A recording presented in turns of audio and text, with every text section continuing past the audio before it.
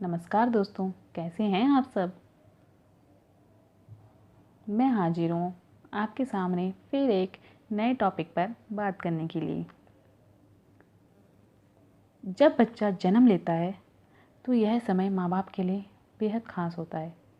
वह बहुत खुश होते हैं और खुश होने के साथ साथ चिंतित भी और डरे हुए भी। उन्हें समझ नहीं आता क्या करें और क्या नहीं। ऐसे में उनके करीबी उन्हें बहुत सारे सुझाव देते हैं, लेकिन बच्चे के पालन पोषण में तमाम कोशिशें और एनर्जी लगाने के बाद भी आप कुछ चीज़ों पर ध्यान नहीं दे पाते, खासकर जब आपका पहला बच्चा हो। तो आज हम उन्हीं गलतियों के बारे में बात करेंगे जिन्हें पेरेंट्स अनजाने में कर बैठते हैं। उसमें सबसे पहले नंबर पर आता है ब्रेस्ट फीडिंग को लेकर तनाव में रहना। अक्सर देखा जाता है नई माएँ ब्रेस्ट फीडिंग को लेकर चिंता में डूबी रहती हैं। उन्हें समझ नहीं आता बच्चे को कितनी बार कितना दूध पिलाया जाए। तो इसके लिए आपको घबराने की ज़रूरत नहीं है। आप अपने करीबियों से सलाह ले सकते हैं, और अगर आप अकेली हैं तो हम आपको बताते हैं कि आपको क्या करना है। सबसे पहले तो आपको अपने बच्चे को कम से कम 1 वर्ष तक ब्रेस्ट फीडिंग अवश्य करवानी है, क्योंकि बच्चे को इससे पोषण मिलता है। दूसरा, आपको अपने बच्चे को ब्रेस्ट फीडिंग शेड्यूल के हिसाब से नहीं करानी, बच्चे की डिमांड के हिसाब से करवानी है। जब भी बच्चा रोए आप बच्चे को ब्रेस्ट फीडिंग करवाएं, और ब्रेस्ट फीडिंग की करते वक्त बच्चा अगर चुप हो जाता है तो उसका मतलब है बच्चा भूखा था। और अगर वो ब्रेस्ट फीडिंग के बाद भी चुप नहीं होता है तो या तो उसे नींद आ रही है या उसे कोई और परेशानी है। और अगर उसे नींद आई तो सुला दें, और अगर नींद नहीं आ रही है तो आप उस डॉक्टर से संपर्क कर सकते हैं अगर बच्चा ज़्यादा रो रहा है तो। और रही जब बच्चा जन्म लेता है उसके 2-3 महीने तक आपको बच्चे को हर 2-2 घंटे बाद दूध पिलाना चाहिए। और फिर जैसे जैसे बच्चा बड़ा होता है उसका दूध पीने का समय धीरे धीरे करके कम होता जाता है। फिर जब वो रोए या फिर जब आपको लगे कि ये भूखा है तो आपको उसे ब्रेस्ट फीडिंग करवानी चाहिए। सेकंड नंबर पर आता है नवजात शिशु को भीड़ भाड़ वाली जगह पर ले जाना। अक्सर नए पेरेंट्स को देखा जाता है कि वो अपने छोटे से बच्चे को लेकर फंक्शन अटेंड कर रहे हैं, पार्टियों में जा रहे हैं और घूमने निकल गए हैं। तो प्लीज़ ऐसा ना करें।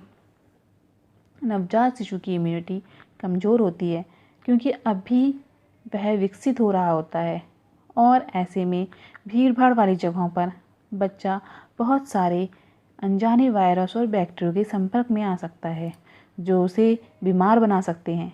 इसलिए बच्चे को घर से बाहर तभी ले जाएं जब बहुत ज़रूरी हो और सके तो बच्चे को कम से कम लोगों के संपर्क में आने दें। तीसरा है टमी टाइम का ध्यान देना।